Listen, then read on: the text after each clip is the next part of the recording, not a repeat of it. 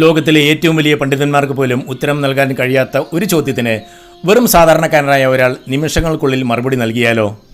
കണക്കിലെ നൂലാമാലകളില്ലാതെ കേവലം യുക്തി കൊണ്ട് അസാധ്യമാണെന്ന് കരുതിയ പലതിനെയും സാധ്യമാക്കിയ ഒരു മനുഷ്യനുണ്ട് ചരിത്രത്തിൽ. ബുദ്ധി കൊണ്ട് എന്തിലും വിജയം കണ്ടെത്തിയ ഒരാൾ. ആരാണ് അയാൾ? ഒന്ന് പരിശോധിച്ചാലോ? നമസ്കാരം, KKG ഇഫക്റ്റിൻ്റെ 186 എപ്പിസോഡിലേക്ക് സ്വാഗതം. മുഗൾ ചക്രവർത്തി അക്ബറിൻ്റെ ഏറ്റവും അടുത്ത സുഹൃത്തും അദ്ദേഹത്തിൻ്റെ പ്രധാന ഉപദേശകനുമായിരുന്നു ബീർബൽ. ഒരിക്കൽ അക്ബറിൻ്റെ കൊട്ടാരത്തിൽ ഒരു ഗണിത പണ്ഡിതനെത്തി. തനിക്ക് ലോകത്തുള്ള എന്തിനേയും ഗണിച്ച് അളക്കാൻ കഴിയുമെന്ന് അദ്ദേഹം അവകാശപ്പെട്ടു. ചക്രവർത്തി അദ്ദേഹത്തെ പരീക്ഷിക്കാൻ തീരുമാനിച്ചു. കൊട്ടാരത്തിന് മുന്നിലെ വലിയ കുളം കാണിച്ചിട്ട് അദ്ദേഹം പറഞ്ഞു, എങ്കിൽ ഈ കുളത്തിൽ ആകെ എത്ര കുടം വെള്ളമുണ്ടെന്ന് താങ്കൾക്ക് ഗണിച്ച് പറയാമോ? പണ്ഡിതൻ അന്തം വിട്ടുപോയി. കുളത്തിൻ്റെ പരപ്പും ആഴവും അളന്നാലും കുടം എന്ന അളവ് എങ്ങനെ നിശ്ചയിക്കും? പണ്ഡിതൻ തോൽവി സമ്മതിക്കാൻ ഒരുങ്ങിയപ്പോൾ ബീർബൽ പുഞ്ചിരിയോടെ മുന്നോട്ട് വന്നു.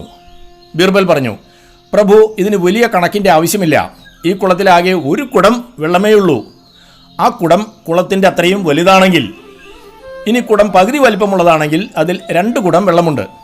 ചുരുക്കത്തിൽ നമ്മൾ അളക്കാൻ ഉപയോഗിക്കുന്ന പാത്രത്തിൻ്റെ വലിപ്പമനുസരിച്ച് ഉത്തരവും മാറും. സുഹൃത്തുക്കളെ, ഈ കഥ തരുന്ന സന്ദേശം ഇന്ന് നമ്മുടെ ജീവിതത്തിൽ ഏറെ പ്രസക്തമാണ്. ആ കുളം നമ്മുടെ ജീവിതമാണെന്ന് കരുതുക. അതിലെ വെള്ളം നമ്മുടെ സന്തോഷങ്ങളും നേട്ടങ്ങളുമാണ്. പലപ്പോഴും നമ്മുടെ ജീവിതത്തിൽ എത്രത്തോളം സന്തോഷമുണ്ടെന്ന് നാം അളക്കുന്നത് മറ്റൊരാൾ നിശ്ചയിച്ച വലിയ അളവുകോലുകൾ വെച്ചാണ്.